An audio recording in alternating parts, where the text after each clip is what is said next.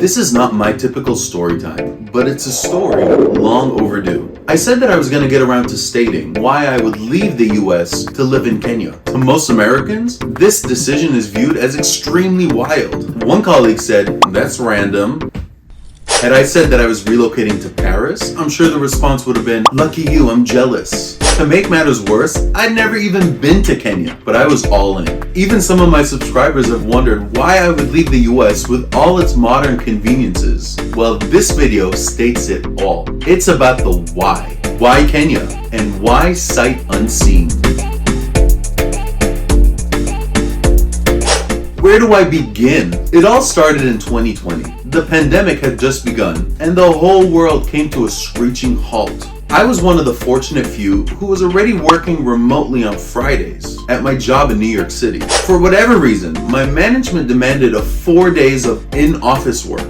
Meanwhile, when we were all in the office, 99% of our meetings were on Zoom because the team I'm on is spread across 5 US states. So get this, I commuted 70 minutes each morning via an expensive rail service, only to hop on Zoom calls from my desk with colleagues in other states sitting at their desks. Make that make sense. This is the point where if you haven't already, subscribe to my channel. So back to the why. Given that we were now in lockdown, everyone was forced to work remotely. I didn't miss a beat because my colleagues and I were already set up for remote work. This new flexibility gifted us extra free time, which was normally wasted commuting. What did most folks do during this period? We all resorted to online entertainment sources. I discovered TikTok for the very first time. I watched YouTube videos over and over. I even contemplated starting a channel, though I had no idea what it would be about. So I quickly nixed that idea. I consumed every second of the news in the evening.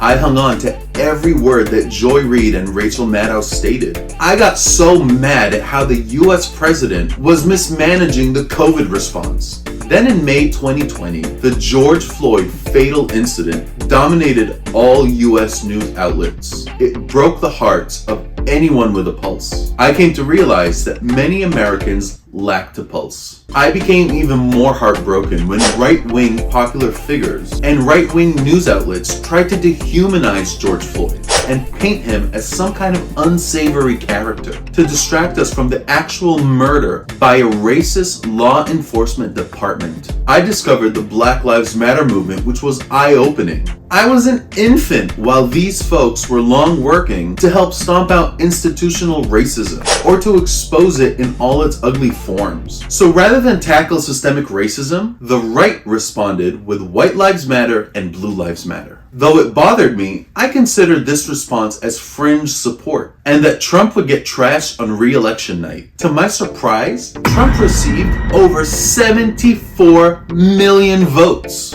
Luckily, President Biden received 81 million votes. A Biden victory, yes, but it was sickening to see the amount of support for the crazies and deplorables. I'm just uncomfortable living in a country where it's now okay to be racist in public and that there's little to no consequence. In some cases, it is rewarded. The US appears to be headed in the wrong direction by working hard to make it difficult for people of color to vote, and even harder for people of color just to exist. Police reform is a fleeting concept at best, and they disproportionately target African Americans. Even as I record this video, the state of Florida has banned the teaching of an advanced placement African American studies course, citing that there was no educational value.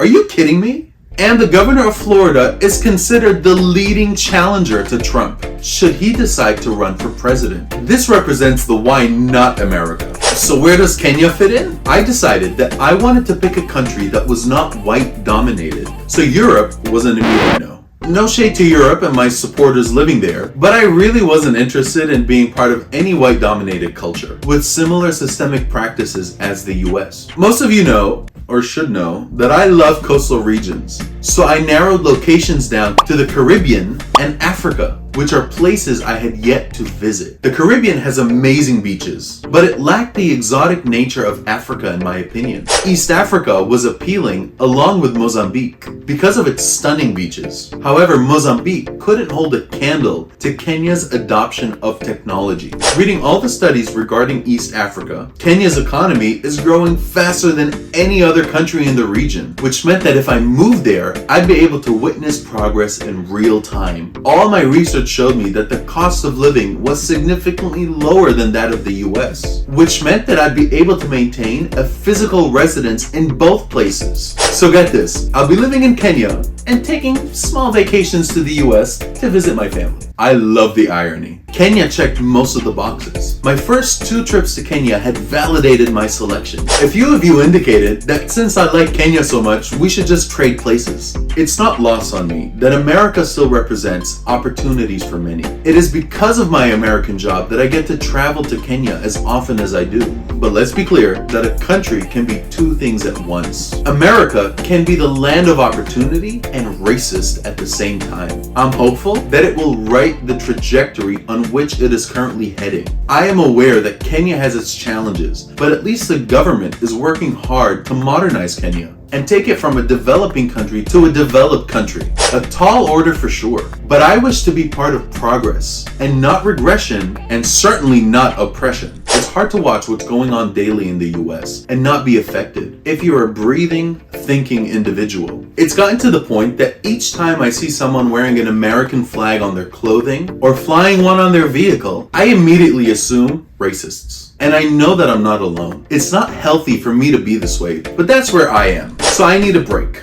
A long break from living in the US on a day-to-day basis. I'm not saying that I'll never move back to the US, nor have I given up, but I need to clear my head, and the US needs to flush the current breed of lawmakers out of the system. And I figured that that will take at least 5 years. So my plan is to live in Kenya for the next 5 years. Hopefully, this video satisfies your curiosity. Perhaps now you know why I made the Colonizer Vibes video.